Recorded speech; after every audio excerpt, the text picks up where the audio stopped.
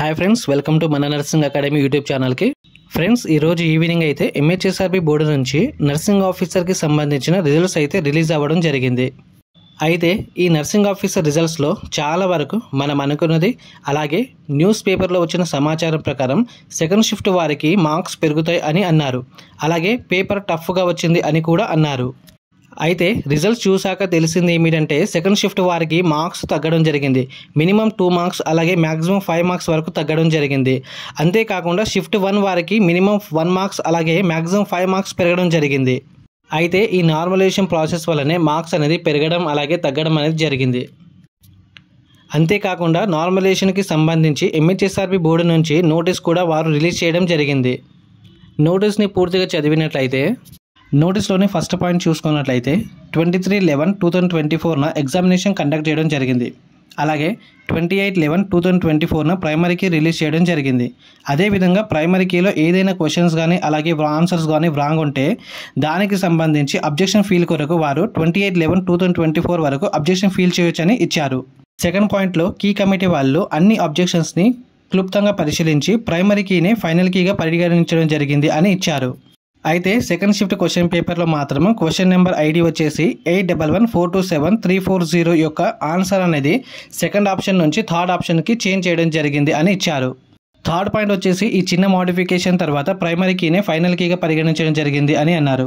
పాయింట్లో వచ్చేసి ఎంహెచ్ఎస్ఆర్బి నుంచి ఈరోజు నార్మలైజేషన్ మార్క్స్ అలాగే ఫైనల్ కీ కూడా రిలీజ్ చేయడం జరిగింది అని ఉంది. అలాగే ఈ నార్మలైజేషన్ మార్క్స్ అనేది క్యాండిడేట్కి వచ్చిన ప్రైమరీ కీలో వచ్చిన ఒరిజినల్ మార్క్స్కి అలాగే ఇప్పుడు వచ్చిన నార్మలైజేషన్ మార్క్స్కి చాలా వేరియేషన్ ఉంటుంది అని కూడా ఇవ్వడం జరిగింది. అలాగే ఈ నార్మలైజ్డ్ మార్క్స్ అనేది క్యాండిడేట్కి ప్రైమరీ కీలో వచ్చిన ఒరిజినల్ మార్క్స్కి అలాగే ఇప్పుడు వచ్చిన మార్క్స్కి వేరియేషన్ ఉంటుంది అని ఇవ్వడం జరిగింది. అయితే 6th పాయింట్లో ప్రొవిజన్ లిస్ట్ గురించి ఇవ్వడం జరిగింది. అయితే ఈ ప్రొవిజన్ లిస్ట్ అనేది కాంట్రాక్ట్ అవుట్సోర్సింగ్లో చేస్తున్న వారి యొక్క వెయిటేజ్ మార్క్స్ కలిపి ఇంకొన్ని రోజుల్లో రిలీజ్ చేస్తామని ఇవ్వడం జరిగింది. అలాగే నార్మలైజేషన్ అనేది ఏ సెక్షన్కి ఏ విధంగా చేశారో అనేది కూడా ఇవ్వడం జరిగింది. నార్మలైజేషన్ తర్వాత వచ్చిన రిజల్టే ఫైనల్ రిజల్ట్స్, అంటే ఇప్పుడు వచ్చిన రిజల్ట్సే ఫైనల్ రిజల్ట్స్ అని అర్థం. ఈ రిజల్ట్స్లో ఎటువంటి మార్పులు ఉండవు, ఒక కాంట్రాక్ట్ అవుట్సోర్సింగ్లో చేస్తున్న వారికి తప్పించి. ఎందుకంటే వారికి వెయిటేజ్ మార్క్స్ ఉంటుంది కాబట్టి వారికి మార్క్స్ అనేది పెరుగుతుంది. అయితే రిక్రూట్మెంట్ ప్రాసెస్లో ఇప్పటికీ 3 స్టెప్స్ కంప్లీట్ అయ్యాయి. నెక్స్ట్ ప్రొవిజన్ లిస్ట్ రిలీజ్ చేస్తారు. అయితే ఈ ప్రొవిజన్ లిస్ట్లో అప్లికేషన్ చేసిన వారు, ఎగ్జామ్కి అటెండ్ అయిన వారు, అలాగే అటెండ్ కాని వారు, అలాగే కాంట్రాక్ట్ అవుట్సోర్సింగ్లో చేస్తున్న వారి యొక్క వెయిటేజ్ మార్క్స్ కూడా కలిపి ఈ ప్రొవిజన్ లిస్ట్లో ఇస్తారు. ప్రొవిజన్ లిస్ట్ రిలీజ్ అయ్యాక సర్టిఫికేట్ వెరిఫికేషన్కి పిలుస్తారు. ఈ సర్టిఫికేట్ వెరిఫికేషన్ 1:1.25 రేషియోలో పిలుస్తారు. అయితే ఈ సర్టిఫికేట్ వెరిఫికేషన్కి ఏ మార్క్స్ నుంచి ఎంతమందిని పిలుస్తారు అనేది ప్రొవిజన్ లిస్ట్ రిలీజ్ అయ్యాక జోన్ వైజ్ తెలుస్తుంది. ఈ సర్టిఫికేట్ వెరిఫికేషన్ అనేది ఏ జోన్కి ఆ జోన్ సపరేట్ లిస్ట్ అనేది రిలీజ్ చేస్తారు. ఈ లిస్ట్లో నేమ్ ఉన్న వారికి సర్టిఫికేట్ వెరిఫికేషన్ అనేది చేస్తారు.